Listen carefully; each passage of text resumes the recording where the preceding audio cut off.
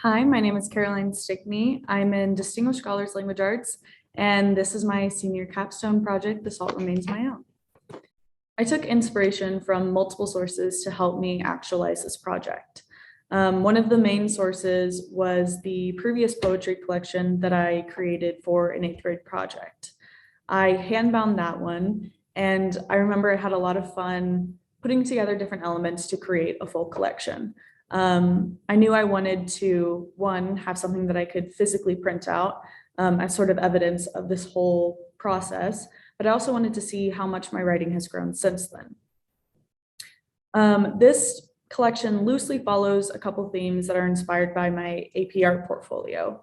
Again, it's not super strict, but I did want to talk about the cycle of trauma and specifically relating to sexual violence. And with that comes different coping mechanisms and healing, as well as the element of memory and the sort of progression of that. My project goal was to create a full manuscript of a poetry collection that could be printed into physical copies. My research methods consist of two separate aspects.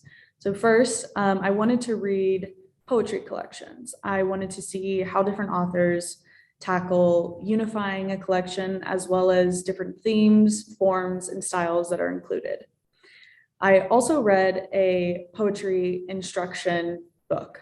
I have never actually been taught how to write poetry, so I took this opportunity to learn about technical skills and devices, as well as different prompts and exercises that could help motivate me to be creative. A few of the collections I read were Soft Science by Franny Choi and Morning in the Burned House by Margaret Atwood. In Margaret Atwood's book, I learned a lot about different themes and ways that could accomplish the goal of creating feminist poetry. In Soft Science, I learned a lot about different forms that I wanted to use in my collection. There was one poem in the book that used Google Translate to change the meaning of certain words from a specific source. And I knew I wanted to do that in my own collection, which I ended up doing. I also read Life on Mars by Tracy K. Smith, Counting Descent by Clint Smith, and Sweet Dark by Savannah Brown. In Life on Mars, there were a lot of themes about humanity and its connection to the universe, which I did end up using in my collection.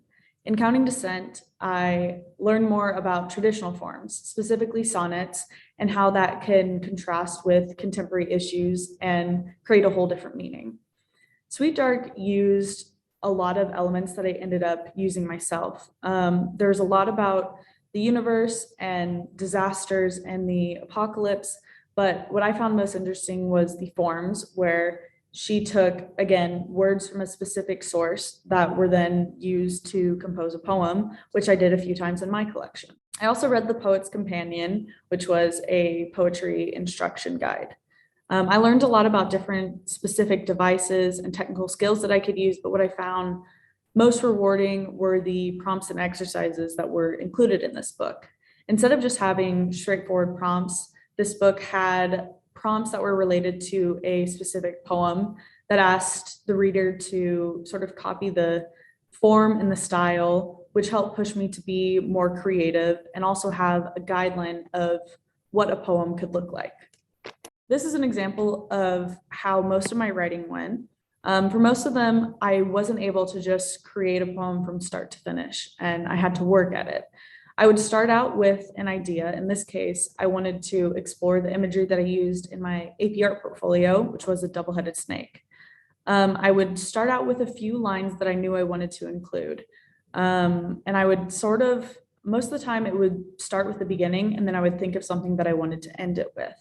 And then in between, I would sort of land on different lines that I knew could help tell the story that I wanted to tell. And that would eventually end up in a final poem. And I'd like to read it for you. So this poem is called Polycephaly. My memory begins with my anger, this freak of nature, this ungodly sight, mouths unhinged. I split from the neck and see two rivers, two suns, two tongues flickering out of me. I chase my own ends. I smell the blood racing in the mice beneath me, their lives so close to their skin. I envy everything they still keep in their bodies.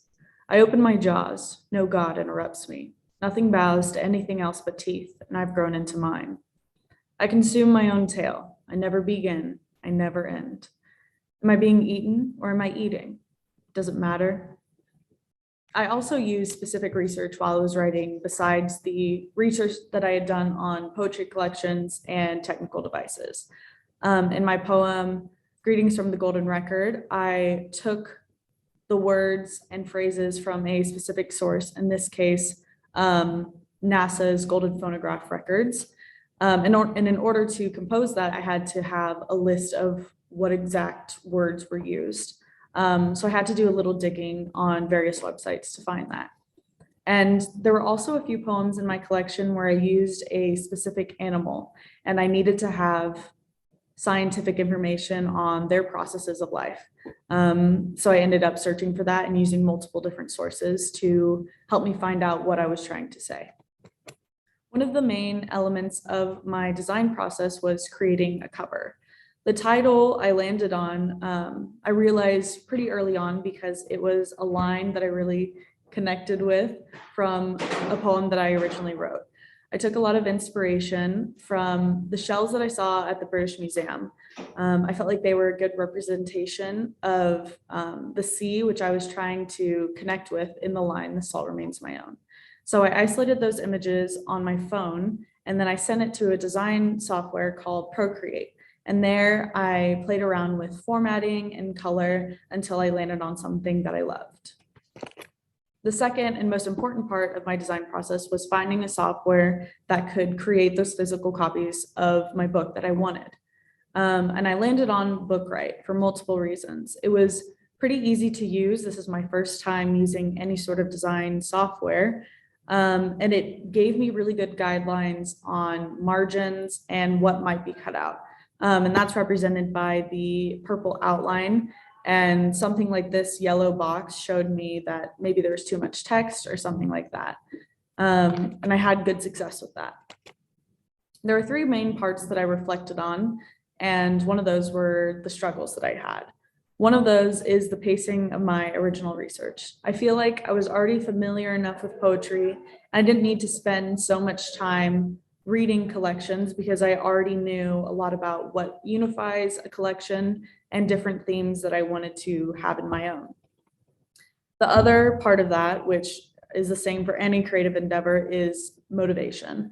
I sometimes struggled getting myself out of writer's block, as well as forcing myself to be creative every day when I was on a deadline. However, there were a lot of takeaways that were beneficial for me. I learned about the benefits of natural writing versus persevering. And what I mean by that is there are some instances where I can write a poem from start to finish in just a few minutes. And there are others that took me months to write. And previously I'd become too dissatisfied with having to work so hard, and that poem would end up being nothing. However, this project forced me to work hard at writing, and I found that the work was the most rewarding part of that. I also got some design experience through creating digital art as well as putting together the book using a specific software. And my final successes were I did create a complete manuscript, which was my original goal. However, the thing I'm most proud of is the satisfaction that I found in my work.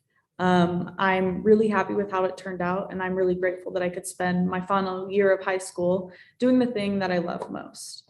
So thank you for listening, and I hope this gives you a better idea of my process within my capstone project.